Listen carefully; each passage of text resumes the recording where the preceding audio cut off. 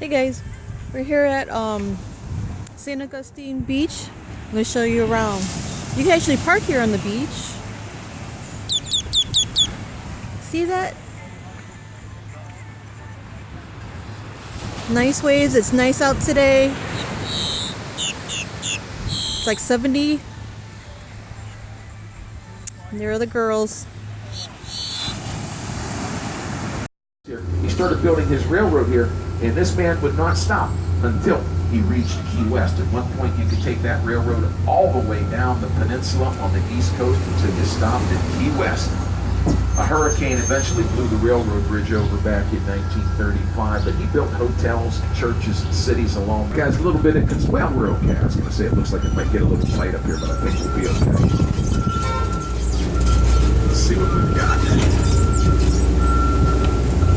All right.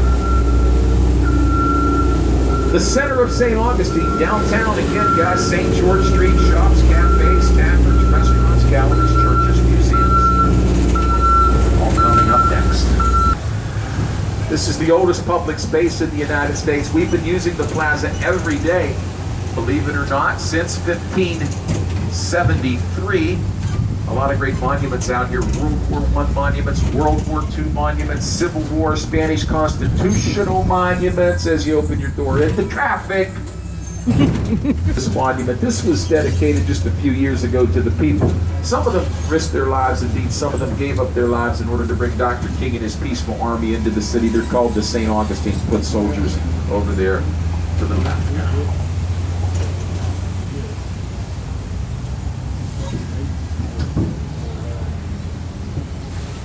All right, guys, this is our stop for the east end of the plaza. You know the routine. Shops, cafes, taverns, restaurants, and galleries. If you'd like to visit any of them on Charlotte Street, ahead of us and behind us, all around the plaza. And cabbage, that's going to be going on today. Yeah, you'll smell it cooking when you go by there. Thanks, guys. Remember, trains every 20 minutes, folks. Make sure you're on the last one around 3:30 this afternoon so we can get you back. Down this street, 2 blocks on your right. Right down Charlotte Street, 2 blocks to your right. Meehan's has a little bit more room. Ann O'Malley's is very small. By about mid-afternoon, you might not be able to get near Ann O'Malley's. And that's no exaggeration. That place is going to be slammed. They'll have live music playing. Another historic church, we point that out because that is the first Protestant church in the state of Florida. It was completed in 1823. And guys, just a tip for your visit to St. Augustine. If you get a chance, take a tour through at least 1 or 2 of these churches, maybe the Presbyterian Church, the Cathedral, whatever. Beautiful, beautiful buildings on the inside. They will blow you away. That's true with all of the buildings in St. Augustine. Flagler College, Leitner Museum, blocked off. This is named after Amelie, Spain. This is Amelie Street. I encourage you to visit it. Shops, cafes, taverns, restaurants, galleries. A favorite of the locals. You can dine out. You get any older than that, man. Amelie's. And right now it's clear. We can see Matanzas Bay over here to the left. We'll see Anastasia Island over on the other side.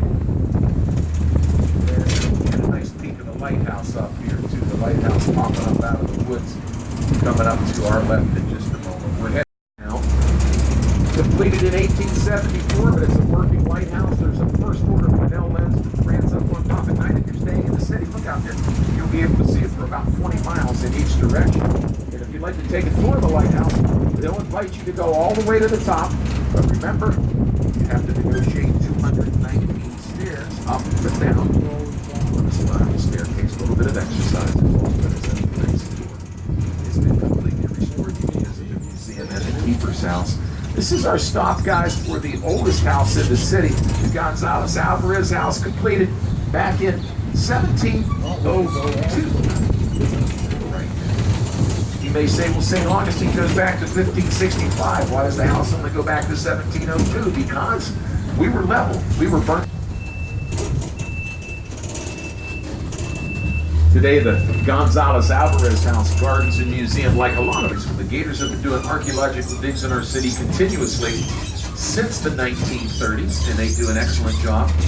This is a very small piece of land that we have here, that we're on, this little peninsula. We're nestled between 2 rivers, the San Sebastian River to the west and the Matanzas River to, dating back to the 1580s when the Spanish apparently built an refinery here in the late 1580s. Today, this is the Florida State Headquarters of the very brave men and women of our Florida National Guard. The Bridge of Lions in action, guys. The last jackknife drop bridge built in the United States to the right. Opens up several times a day to let boat traffic through.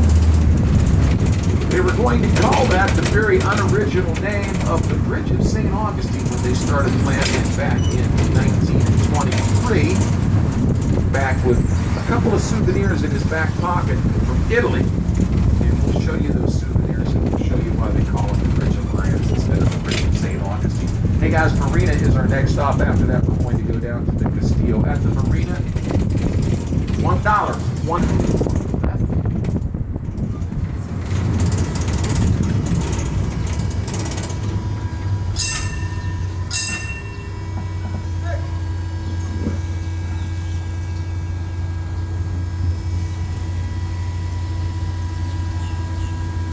The Bridge of Lions. Two of the most beloved statues in our city. They have their pictures taken literally hundreds of times every single day. This is the northern end of the Kansas Bay, guys. Up ahead of us, beyond that, the Colorado River coming in underneath the Milano Beach Bridge and all the way out to our stop, guys, for the Castillo de San Marcos National Monument, the Castle of St. Mark, sometimes called the Fort of St. Mark. Hang in there, guys. We're going to pull up a little bit before we make because of the traffic in here, we don't want anybody going down our left side unexpectedly.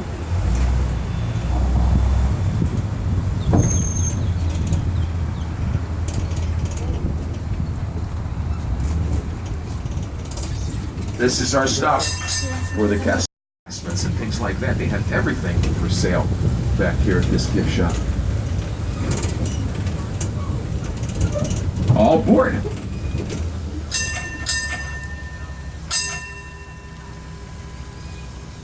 Sample 6 years ago. They think he's over 700 years old. He has palm trees growing right out of the center of him. He is, but can you imagine that? 700 years in the parking lot. 1800s. They replaced him with the beautiful oak trees, and as you can see, the oak trees have grown together to form a... and when you're doing all of that, you can mingle among over 40 peacocks that make their nesting grounds at the fountain of youth, like those males and females over there to the right, posing for the pictures. The males are the ones with all the plumage. They are the true peacocks. The females are the peahens. When you see a group of peacocks together like that, it's not a gaggle, it's not a flock. It is known technically as a muster of peacocks. Peacock trivia. Little bit of peacock trivia. Natural instinct is to go up high so that he can get away from their predators. Now the peacocks, the males will shed their plumage after a living color, bonanza coming on next or something. But it's a great display, and they'll be walking all around here, and they're trying to 50, 60 peacocks back here at the Fountain of Youth. Sometimes they escape, they come over the walls and walk through the neighborhoods over here. And that's what they use for their buildings. Well, the King of Spain said, no, I'm going to put a tax on that. So the locals put their own mixture together. They put shells, limestone, sand, and water to save teeth to build this jail